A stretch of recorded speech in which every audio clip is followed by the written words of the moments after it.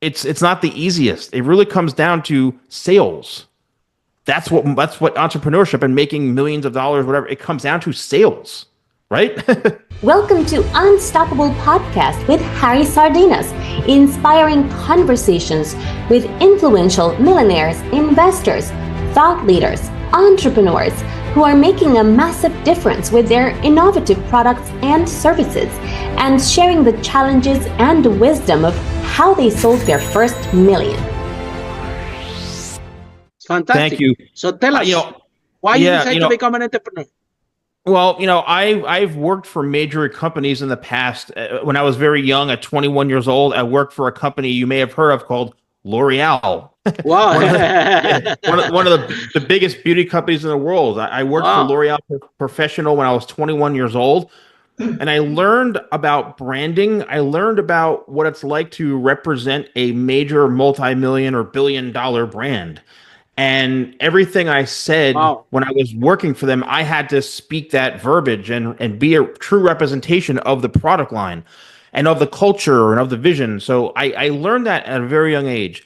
And I got an inside scoop, but that wasn't handed to me. I had to earn that. I had to go through a lot of steps and phases to even earn that. Yeah. And then I ended up working for another major company, hair care company called Paul Mitchell, which is still around. And, what I learned was that I have my foundation. I've seen what's out there. I've seen the ups and downs. But then I realized I need to do something for myself that these other companies are not going to do for me.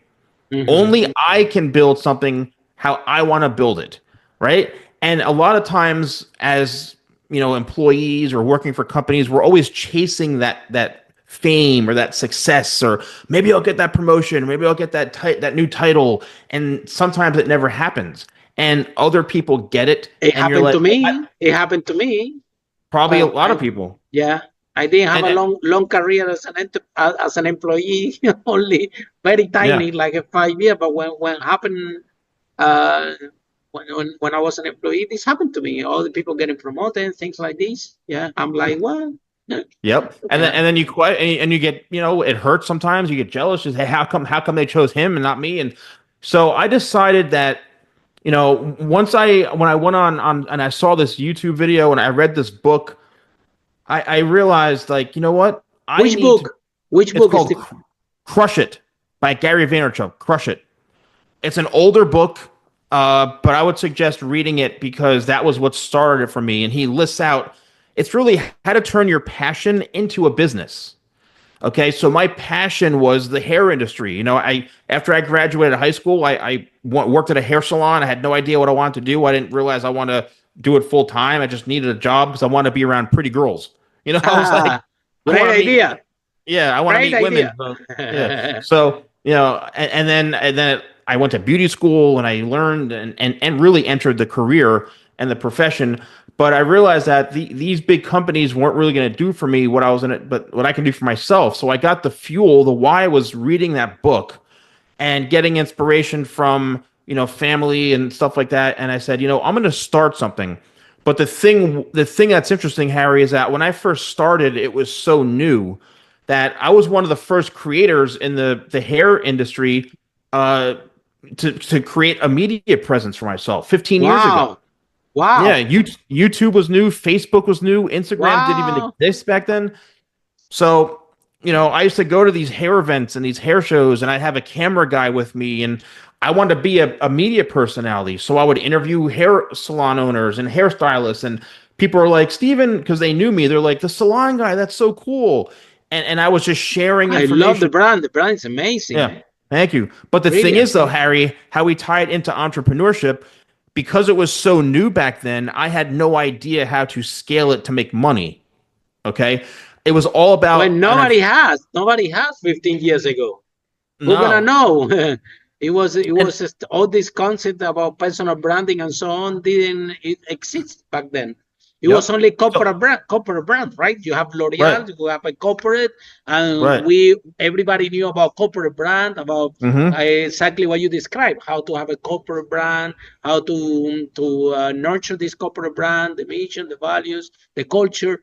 but nobody was talking about personal brand. Nobody's talking about that the person can also have a brand. So, and then there you go with this amazing name that, in my opinion, you see, it's a personal brand. Nothing to, it's not corporate brand. You are the media person. You are the brand, right? Yep. And it's like you are. I think you are one of the pioneers in this in this space. Yes. Yep. Yeah. And thank you for saying that. An honor that you're here. Yeah. Oh no, thank you. I mean, flattered. And that's what happened was now how I decided, and Harry, this is the thing also, is you've heard people say be patient, right? Be patient. Patience is very difficult when nothing is coming in as far as money. Tell me about it. Yeah. Now I was building a lot of sweat equity. What I was doing for my brand, interviewing celebrities, going to major red carpet events, scaling my personal brand to where I became somewhat of a celebrity and being on television and building up that equity, to then people started coming to me, asking me, saying, Steven, can you do what you do for us? And I was like, what do you mean? Like what? They're like, well, you make these amazing event videos and you make you're a media personality. Can you be our media personality and scale up our events? I was like, I guess, yeah. I can. Then I started putting together. I'm doing it for myself. Yeah. Yep. So, but I was actually going to get paid thousands of dollars for it. So I would, I'd start charging thousands of dollars, and then I'd be flying all over the place and being a host at their events and making their events more lively. And then, some of them kept going, some of them just stopped doing it. And, I had my nice run doing it. And then I created my hair product company. And to this day, really my main primary source of income is my hair product business and my YouTube channel. So, YouTube is a whole other source of revenue, which really fluctuates. But at one point, I was making six figures just on my YouTube, so it all really very just impressive. Yeah. But right now YouTube is very, very difficult. Even my views have gone down. My ad revenue's gone down. For me, really, it's about, I use it for a source just to stay relevant, and it helps me market my products. But so it's a great source, and it's become my go-to for that credibility, because I'm 100%, one of the 100%. Yeah, it's because of people can go back and look and say, wow, he has over 3,000 videos, hundreds of millions of views and all this stuff. That's the equity.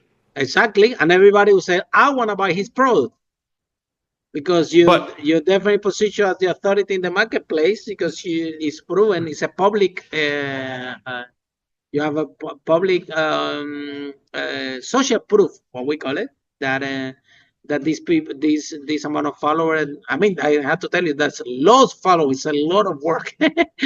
Building that equity, that brand, that personal brand that you started to build from the early beginnings. And I understand what you mean, because this is what it takes to build the brand. You see, you put effort and equity, and you work and you work and you work, and you say, well, when this is gonna pay off? Okay, this is when the moment will pay off, when you launch a product, and now you have all these, you have that credibility there. I think that authority in the marketplace, I think that's even it worth more than what YouTube can pay you. And yeah, and that's the thing is, how do I even say this? Muchas personas no tienes dedicación.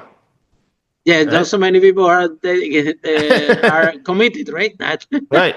But the thing is here's another thing though, is once you break through that threshold, and that's the thing is staying within the realm of your space, that you can capitalize on it, right? You can, and now what's also interesting, Harry, and you've probably seen this before because this happens all the time. Right now, I'm talking present day, 2025, April 15th, and just 2025 in general. What's happening is there's so many quote unquote, experts And there's so many people in our space of what we do as entrepreneurs that are selling a gimmick. They're selling themselves as true experts when they don't really have the street cred. They've been a quote unquote influencer for, oh, I started my YouTube channel in, 2023 and now I'm selling courses and I'm making $6 million a month selling courses. And I'm like, how? Like what? And people are buying into that somehow. I say to myself, I wish I could be that guy making $2-3 million a month selling courses, and I have 3 times as much credibility and social exposure as this person, and I'm not even trying to do that. So we're in a world right now, right? We're in a world right now in a space where entrepreneurship. And where people buy into this. People buy into exactly. This. It's happening everywhere in the space. Yeah. And the thing is that, I don't know what gets people to what converts them the sales. I think even me, because I've purchased some of these $97 normally $36,000, but you're getting it today for $96. I'm like, what?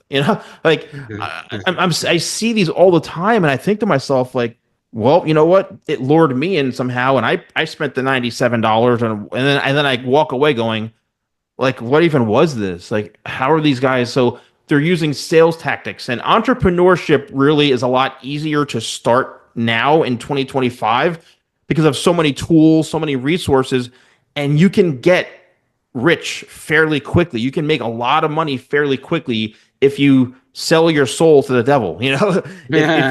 If you create those gimmicky, salesy kind of things that people will buy into, we're almost manipulating them. People like myself, the OG, the original, who have been building and building for many, many years, I'm more of a slow growth.